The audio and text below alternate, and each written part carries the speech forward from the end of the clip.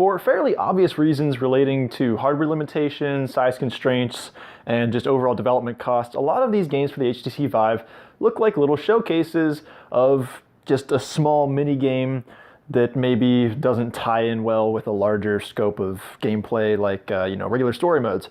But that doesn't mean they can't be fun. So here we are doing the Wire game. And I apologize, apparently the game orients everything towards my monitors. It seems like they're kind of shifting directions here with every new game I play. So you're going to be looking at my back 3/4 view.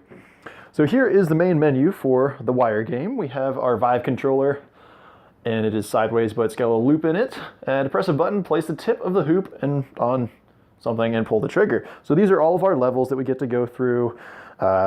Some music, skill difficulties. What does this say? It's kind of hard to read. Getting a close height adjuster. So this is, I guess, for our height. I'm pretty tall, so I'm gonna move that up, but it doesn't seem to do anything. And let's just get started on number 1. So this is rough because this is roughly where my desk is. And luckily it's high enough. Let's just make it even a little bit higher. Oh, I'm not that tall. I'm no Shaquille O'Neal. But I don't want to be doing anything. Oh no, we're far enough away from the monitors. It's not going to be a problem. So let's go. If you guys have been to any carnivals or amusement parks, you're familiar with the general concept. You just kind of have to guide this along and make sure it doesn't touch. Otherwise, a beeper goes off and you lose. So this is, oh man, the music isn't helping, making things a little bit more stressful. And this is pretty good. Feels pretty accurate. You know, in the amusement parks and the carnival games, they don't go very far. The actual wire doesn't extend. Oh gosh, I'm timed? I see it too. 1, ah! That was close. Whew. But that is tough, having so much of a distance to cover, because normally you can just stand in one spot and just swivel your arm across. In this one, I guess you have to kind of move your whole body unless you've got this crazy wingspan. But moving on to the next level, we get 31 seconds to do this. Best times, menu, easy, hard. I wonder what hard looks like. Oh man, that really makes our loop smaller. We're gonna go ahead and stick with easy. But I was being pretty careful there. This time I'm going to go a little bit more quickly and see if I can still do it. So let's get going. Oh wow, oh geez, is that, that was fast. Whew, okay, so the tolerances are about what I thought they were, which is why I was going so slowly in the beginning. Let's give it another shot. Oh boy. So this game kind of relies on your depth perception to get how far forward or back your controller needs to be. And it's pretty good, but it actually doesn't strike me as precise as it should be. So you can see I'm kind of coming at this longitudinally in regard to the longer axis of the controller. And that's putting a lot of emphasis on my depth perception, but it worked out all right there. And okay, looks like we've got kind of a crankshaft. And let's see, I wonder if we can actually orient ourselves along this, and then depth perception is less of an issue. Cool. All right, let's give it a shot. Moving pretty quickly. Oh yeah, I had a lot more room. Oh, just as I was about to say, I had a lot more room than I thought I had.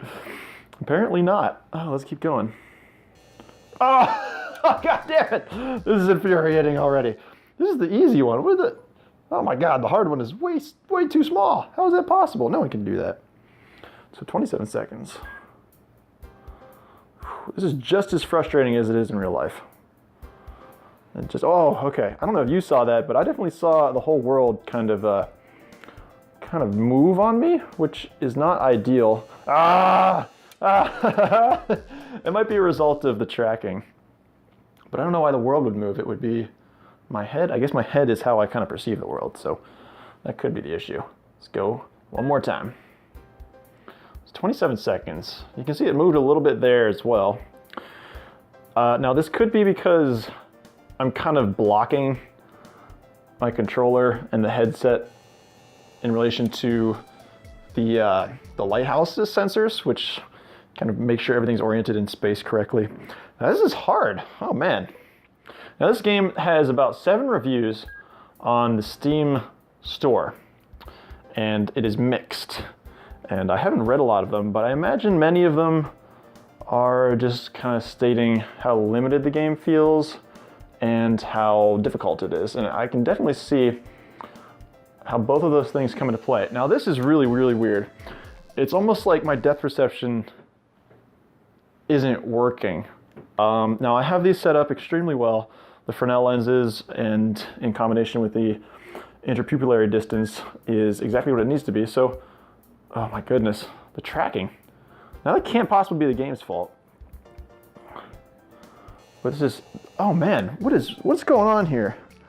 This is crazy. Let's drop this down a little bit. It'll be easier to go after. But this is unbelievable. It's like, I read the patch notes. Oh, no, this is crazy. I read the patch notes, and one of the changes they made was increasing the size of this loop because I guess it was reported to be too difficult. And I can say confidently that even with this allegedly larger loop, it is still crazy difficult. Okay, so I gotta make sure I don't get too close. That messes up my depth perception. I will say I like the surroundings. This blue color is very soothing despite the incredibly stressful game. How much time do I have left? Woo! We did it!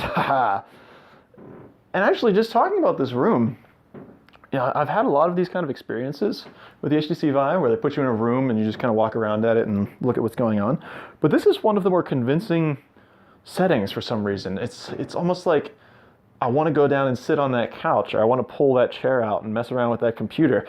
I don't know what it is because it's not the most detailed and definitely not the most realistic, especially in terms of colors. I mean, it's a little bright, but I don't know what it is. It maybe how they orient it in space. Oh boy. Oh boy. All right, well, let's just get on and try this one. That was quick. Oh boy. Oh man. I could not have done that any worse. So here we go. The fact that this is a chrome bar is also messing with my brain and eyeballs. And I don't know why. I'm also finding that I'm having to look through these lenses of the headset at different angles depending on how far away this thing is. And the HTC Vive's really touchy in terms of getting all these settings correct. But I thought I had mine where it was supposed to be. Still getting a little bit of jitters with the world, but seems to have calmed down a little bit. Now, obviously my setup isn't ideal in terms of where my lighthouse sensors are placed and how much space I have. And I imagine fixing that, moving to a larger room and putting the sensors a little bit higher and farther apart would remedy almost all of what I'm experiencing. What? No! What is that? It's on the finish line thing. Oh man, that was not fair at all. That being said, this level feels a lot easier than some of the ones that we've had to deal with before. I'm not sure why this is level, what are we at, level 10? But it's not so bad. Or is it? Let's see if I can finish this out. All right, cool. So I'm gonna play around, try and get to one of the higher levels. So you can see it's kind of keeping our progress over here. I thought we were on level 10. Well, no, not even close. I guess I was way off. But I'm gonna see how far we can get and I'll join up with you guys later. At this point, I figured I'd join up with you guys around level 20 or 22, but it seems that I am stuck on the level immediately following me saying that I was gonna leave for a while and do some levels. Now, for some reason, this one's giving me a lot of difficulty. Let's see, it's got this crazy loop-de-loop, but I'm just not having any luck with this. Been trying to look at it from a whole bunch of different angles. This one, you can see it's really jumping on me. And I don't know if that has anything to do with the game or perhaps something to do with, now, that's as far as I've gotten. I wonder if the handle is gonna, no, the handle is fair game. Oh boy, everything's moving again. Having to do a loop-de-loop. How much time do I have? I don't want to look. Darn it. Well, that wasn't too bad. So while I do this a couple more times and fail and probably frustrate you guys as well as frustrate myself, I'm just going to talk about this game. Who's it for? What's it cost? So it is called the Wire Loop game or something something around that. It is about $8. It was on sale recently, which is why I picked it up. But who's it for? Now this is it's a solid game.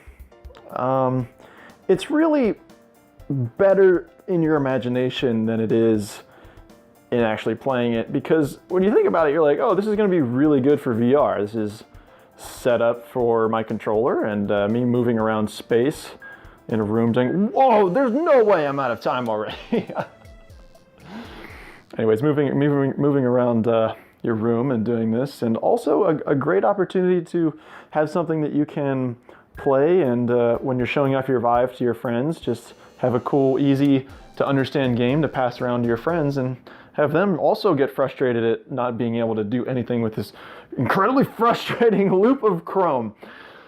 So if you have $8, which you probably do if you bought a Vive, which is 100 times that, it's a solid pickup, but maybe not yet, because it is pretty frustrating. Make sure that you have your lighthouse sensors placed somewhere helpful, as opposed to where mine are, like 3 feet off the ground and pointed almost at the wall. So make sure your room's set up for good tracking, because you definitely need it. And it's a fun game to buy, and a good one to add to your collection if you have an HTC Vive. So thank you guys so much for watching. I'm going to try and get through some of these levels and give you my feedback, but it's pretty hard, and until I can move to a better room, it might not actually be possible. So anyways, that's all I've got to show you for the HTC Wire Loop VR game, which could use a little bit of work. And a thumbs up if you liked the video, thumbs down if you didn't. I'm going to try and roll out all of these HTC Showcase videos more frequently, whether you guys like it or not. Other than that, follow my, let's go back to the main menu. Follow my Twitch down below if you guys want to see me do a little bit of gaming, and follow my Twitter if you want to hear me ramble about stupid junk all day long and just tell you guys more about when my videos are coming out. But thank you guys for watching again. Subscribe if you haven't, and like if you want to or don't want to. And we'll see if I can lefty this. Hard. Oh no! Well, that's the game in a nutshell. Just messing around, jumping around, and failing early. Anyways, thanks for watching, and I'll see you guys next video.